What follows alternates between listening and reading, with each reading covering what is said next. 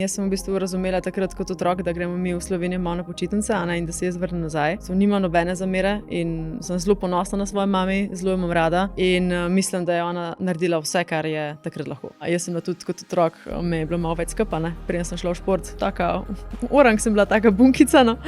Mislim, da sem začela tako opažati, da morbiti ne znam glih komunicirati svojih čustev. Tako se mi je malo trgal in sem rekla, zdaj pa Miša, zdaj pa Deja, ne. Na kaj sem najbolj občutljiva, oziroma kaj me najbolj zmoti, je odnos ljudi. A se ti je ziher že kdaj zgodila, ne? Da priješ pa si tako, imaš prvo feeling, a sem jaz dosadna, a on hoče, da jaz grem, mislim, najmanj profitabilne, kar pa v bistvu tudi se ljudje ne zavedajo, so pa kakšne mišelinke oziroma fine diningi. Smo mi kar se dobili tam v štacun, pa smo se kar začeli pogovarjati, tako, kar naredili smo si tako skupinski izziv, ne.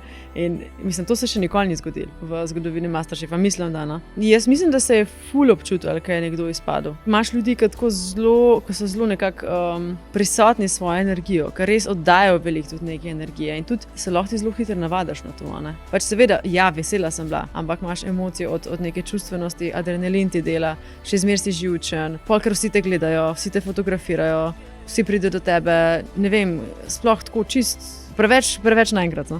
Pač sem zmeri rabila malo časa, oziroma sem našla način, da sem prišla sama k sebi, da sem našla tisti mir, da sem rekla, ok, zdaj pa dosti, zdaj imaš pa ti fokus in gremo naprej. Nekdo mi je pošiljal, kao, da je prijav se, kao pečena nemškega, ja.